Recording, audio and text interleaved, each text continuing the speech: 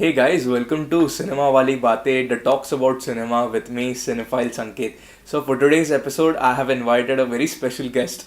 His name is Anirudh Bharadwaj. So Anirudh is a very well-known producer in the Bollywood film industry. He has worked in companies like Discovery and BBC Three. So in today's episode, he will be giving his insight in the industry, and he has and he will be sharing his experience in working in the industry. So do check it out. So, hi Anirudh, welcome to Cinema Wali Bate that talks about cinema. Anirudh, first of all, I wanted to ask you that which TV series or film have you been watching recently?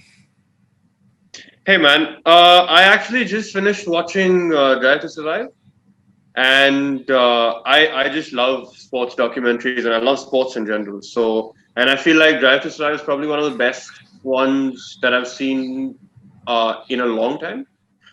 In terms of just the access that they had and have rather, because there's going to be another season for sure. And yeah, and the quality of filmmaking, the quality of the narrative, it's just it's next level. Oh, so is it much better than The Last Dance? So since people were talking about that basketball, I think documentary, I think have you watched that also? Yeah, I so the thing is with specifically with stuff like sports documentaries, it always means a lot more if you're already following the sport. Uh, Now the thing with basketball is the timings are a big issue in India as well as you don't have that much of an audience. So a lot of the stories that they tell don't really have uh, a cultural sort of, like a like how do I put it? It doesn't fit because we don't follow it, and it doesn't you don't feel it as much because we don't follow it. Wherein with F1, at least there's a certain section of society that does follow F1, even in India, and that's probably why people sort of connect to it more because these are characters that they've been watching for you know x amount of years. So I think in terms of a narrative as well. The Last Dance is, you're talking early to late 90s. This is here and now. So therefore I feel like there is more of a connect in terms of narrative style and in terms of actual filmmaking. um, I couldn't split them. I still feel probably F1. It looks better because visually it's a more better looking setup. Like you like to look at cars, you like to look at them go quickly, and if you're into Formula One, you're sort of into the technical aspect of it as well. And then you get to see the engines, you get to see behind the scene kind of stuff. That's why I just feel that it has a hook wherein the Last Dance you can watch it purely as a sports fan because that was a great Bulls team. But somewhere it doesn't connect the same way. That's just how I feel. But also, are you also a fan of the Amazon's original series? I Yeah, think it's called All or Nothing. All or Nothing. Yeah, I really like the one they did on Man City, and I really like the ones they did on the in for the All Blacks. Again, rugby is a sport that I love and I follow, so it sort of sat with me, and I really like the way they did it. But I did try and watch the next one, the Tottenham one, and I still haven't really finished it. Like it's halfway because it's because I don't really care about Tottenham, Like yeah. Oh, okay. I wanted to start my But I'll add to that. I'll just add to that in a filmmaking sense. I think they're doing a fantastic job as well. So as if I put my filmmaker's hat on and just watch it as a piece of film, I All or think they're doing Nothing. a fantastic job. All or nothing. Okay. But as just one of the audience, just wanting to be entertained, I don't care about Tottenham because they haven't won. They didn't win that season either. And yeah, it's just like yeah. It could be anybody. You know, the thing with Uh, City was that they did win that year, and they created records on the way. So that was interesting to watch. Oh, okay. So, I wanted to ask you first thing, like, is that like what is your journey after BMM? So, since we are both a graduate of Giant BMM, so what did you did actually in your professional creative career? Dude, at this point, I have about 6 to 7 years of work experience after graduating college.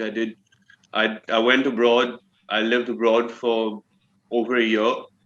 I did my masters there. I got the opportunity to work as a freelance uh, producer for the BBC, BBC Three, which does local content over there. And or at least it was they were doing that at that time. Then I came back. I had a I started a production house of my own called Pulse Productions. I did that for about a year. Another year I was freelancing with other production houses, and then I joined Discovery, which then I, I was at for 3.5 years.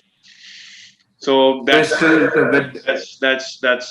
no, I'm not with them anymore. I'm doing other projects at the moment. But 3.5 years at Discovery So was actually, you talked about that you went to film school abroad in London. Sorry, not in London, but like in England, I think. in Uh, Bournemouth. Yeah. yeah. So, like, is it compulsory? Do you think for a filmmaker to first like go to a film school, or is it okay that he or she doesn't go to a film school? Um.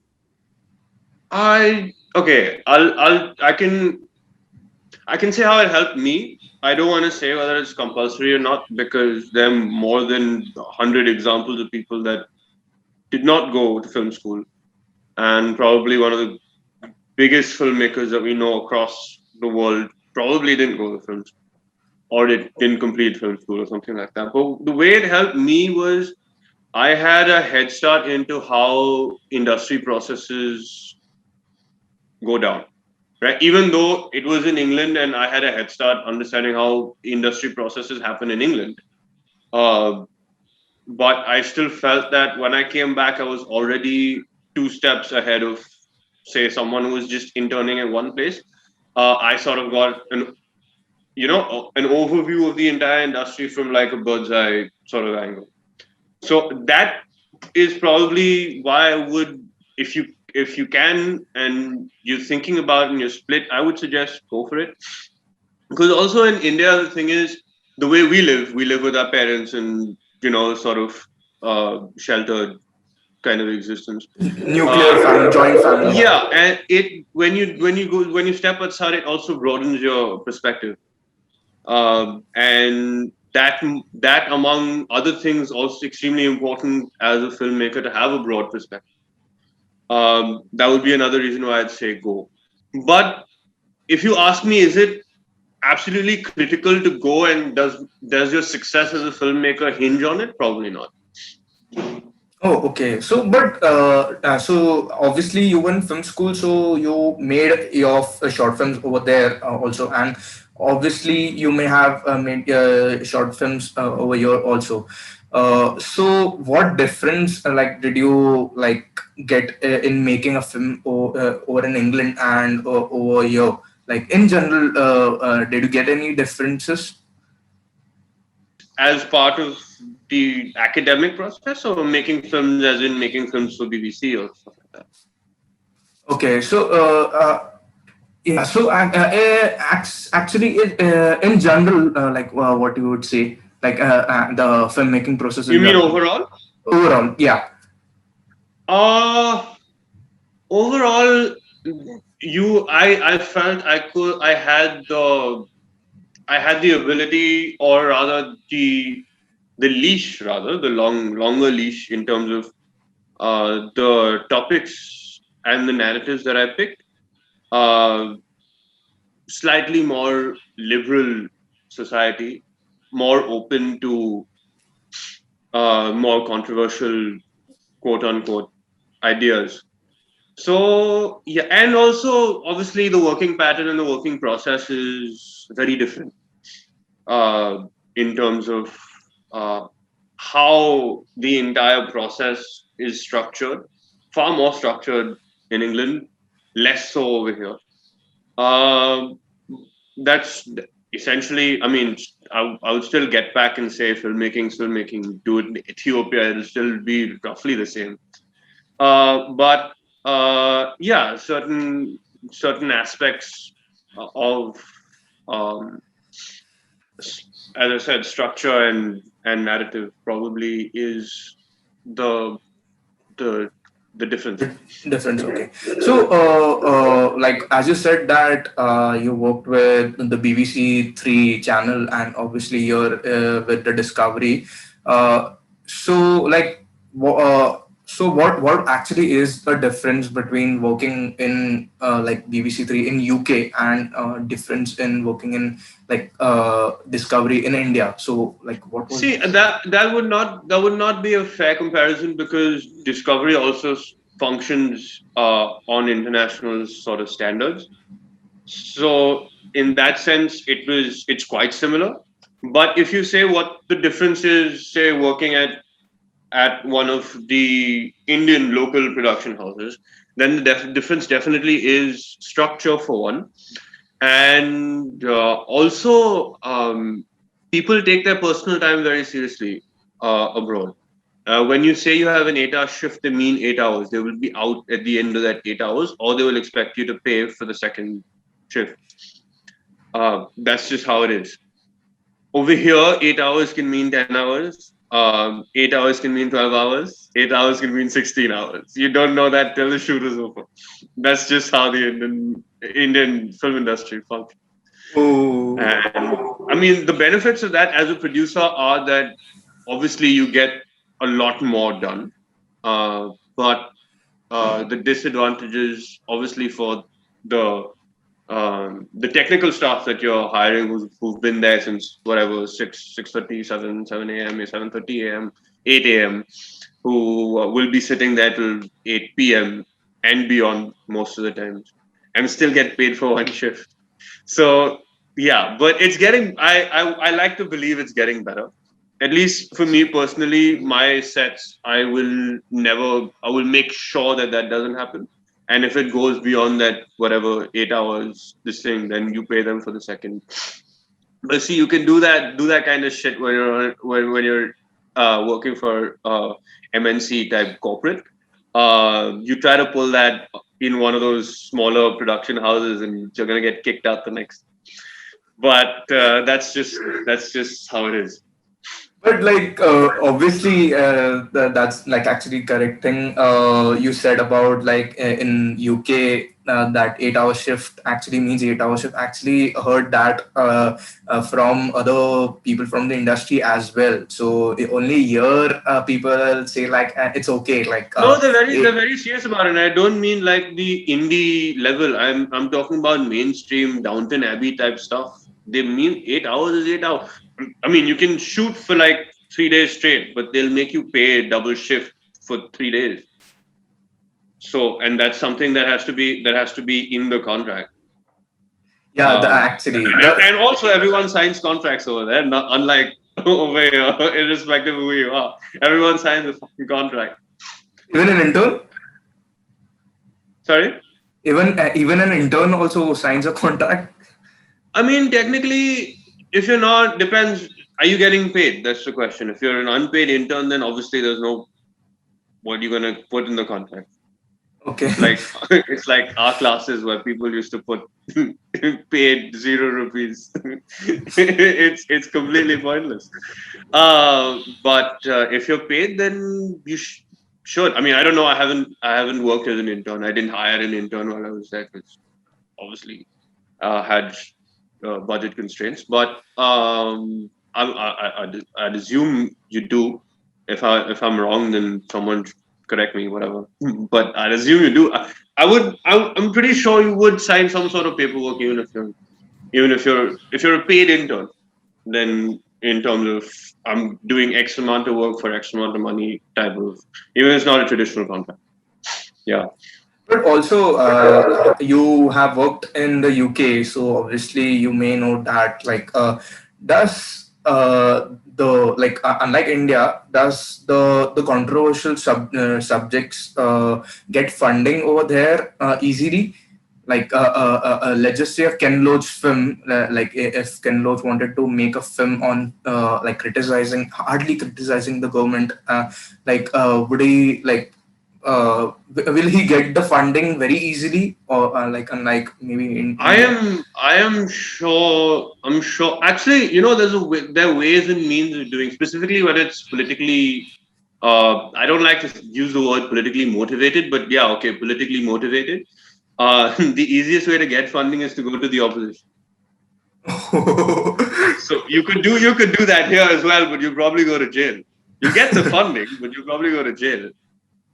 Yeah. But I mean, on a similar. So I know somebody. In fact, one of the guys who was in my master's course, he did a film over the summer. Not this summer, that summer, back when we were still in university. He did a film on this guy who was in a relationship with a mannequin,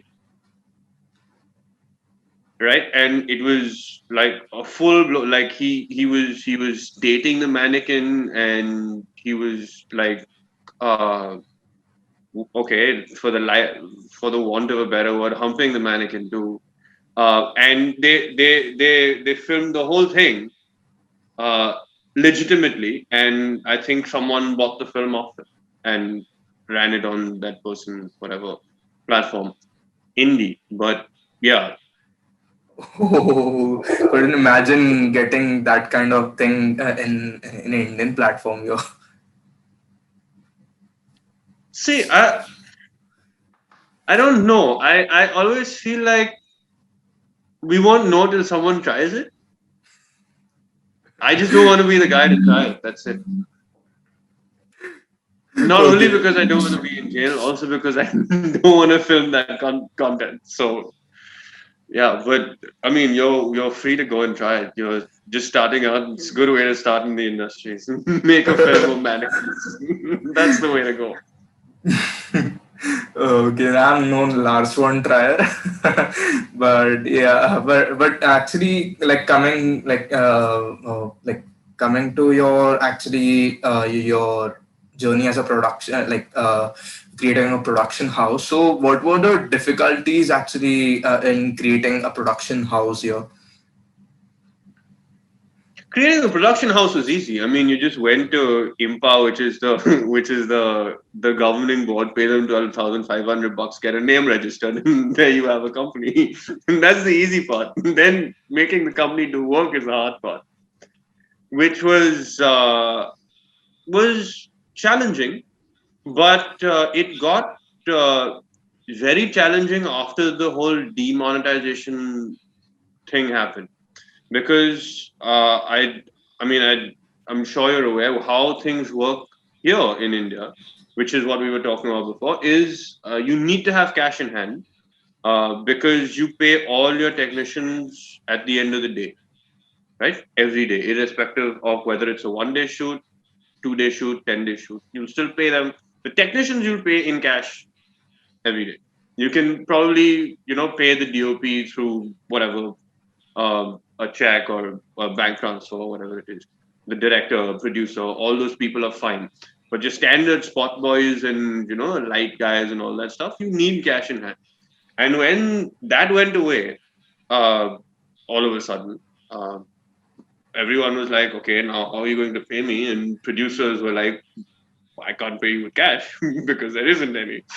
So yeah, that took time, and people are still. I mean, work goes on, but yeah, that after that, for small production houses such as mine was at that time, became very challenging.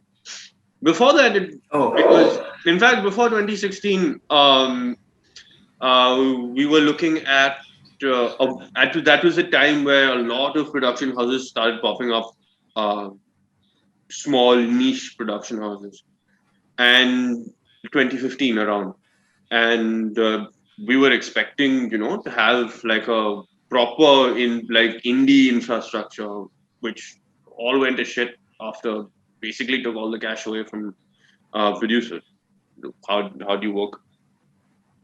I mean, But how like, you work as in I can work, the director can work, the cinematographer can work, but the spot boy can't. yeah.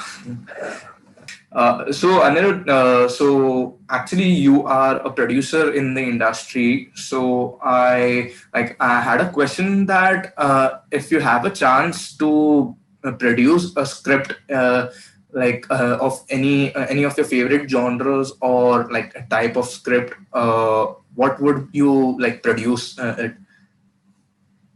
See, I'm not one to be restricted by genres. I feel like my hook point and my the topic at heart needs to be relevant. Uh, and I feel like we need to be covering what's gone down in the last 18 months. Uh, like immediately, we should be making films about it right now.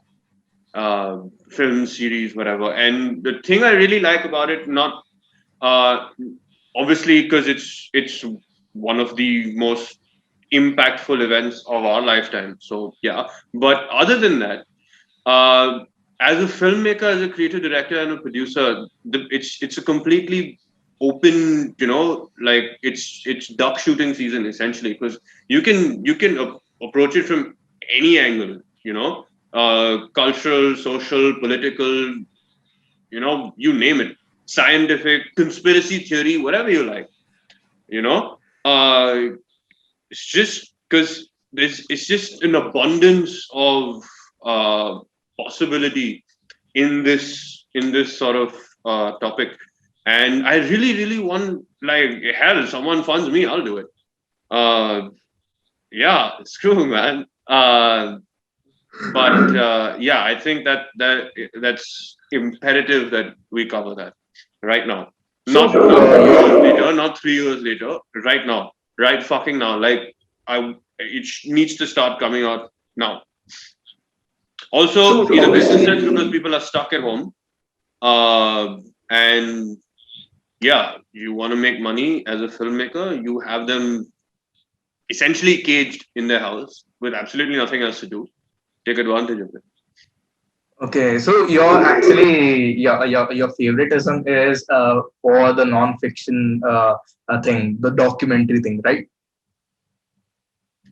Yeah, you could say that. Yeah, probably Oh, yes. I haven't, because I don't think of it like that in my head when I'm thinking of content.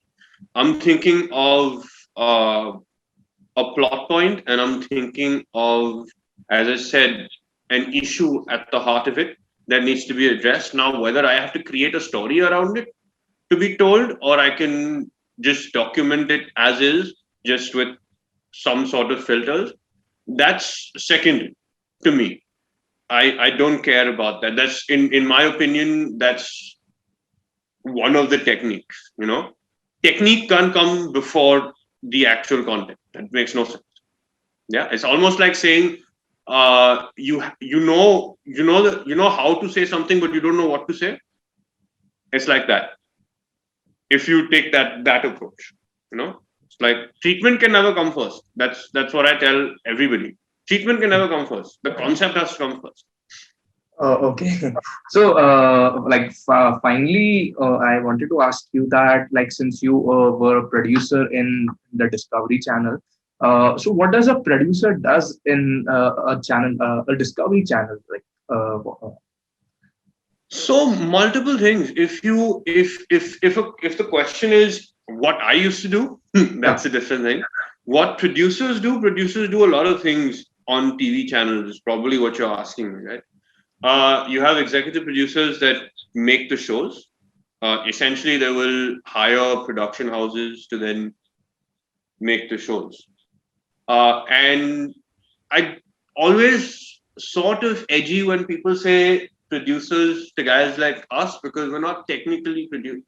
If you really, really get down to it, we're actually creative producers, creative directors, somewhere in the middle. Because what we do is we take that content that they've created and we find different ways and different spins to try and sell that to the audience, right? So I will create fillers, I will create promos, I will create graphic elements to sort of better that content that's already been created. And I will create all of this stuff around it. It's almost like that content is like the sun, and it's my job to create a solar system around it, right? And that could be any number of things, right? Like you shoot for that, you use graphic artists for that, X, Y, Z.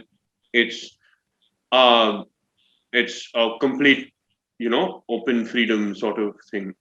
But yeah, that becomes my responsibility and my baby from start to finish. So if I will write the script, I will I will figure the concept, write the script, figure the treatment, execute the treatment, put it into post, execute the post, put it into graphics, execute the graphics, make sure it's versioned. When I say versioned, it's like day, date, time, all that stuff, and make sure it's on air. So from start to finish is the entire scope of the work that creative producers do. We're called OAP producers in industry language. We're called OAP producers, on air production producers. Okay. So that is in a nutshell what we do. So just just to wrap things up, like one last question and just a quick one. What are some films looking forward to watching it? Like not just 2021 films, but like films in general. I'll watch it in the next In 3 to 4 days. in the sense that it's already been announced and you want to watch it, or like No. Like films from the past also that you have decided that you'll watch it in the next 3 to 4 days. you know what?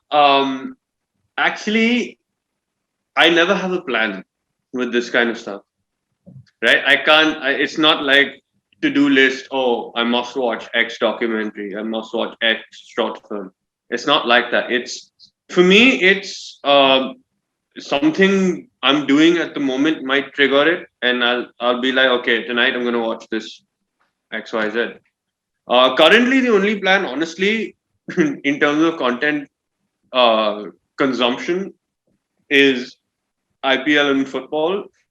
Other than that, I honestly have no idea what I'm gonna. Actually, I have been meaning to watch the Snyder Cut for a while, which I haven't done. The Justice League Snyder Cut. Yeah, I don't. Some people say it's great. Some people say it's shit. I have no idea. I'm not a big DC Marvel fan, but I do watch stuff that's been talked about to that extent because at the end of the day, it's my industry. I need to know. Even if I don't finish the film, I'll just tell people I didn't finish it. It was shit. Went to sleep. Whatever. But yeah, I do like to keep in touch of things. So yeah, so that's probably on Snyder Cut. But I don't know when that will be. Probably after the IPL. Okay, so thank you, Anirudh, for we have to wrap up. So thank you so much, Anirudh, for coming to this podcast. So It's absolute pleasure, man. Absolute pleasure. We should do this. We should do this regularly. Wow. Yeah, it's actually been a pleasure, talking to you, gaining knowledge about what happens in the industries, in Hollywood and the extended Hollywood kind of the places. So I was just curious to know about those things, what happens on a film set in abroad. So yeah, I got to know about that. Yeah, I'll tell you the stories off air. I can't share that on camera. It's pretty weird. Okay. So yeah, All thank you right. so much. Cheers, man. It was a pleasure. Yeah.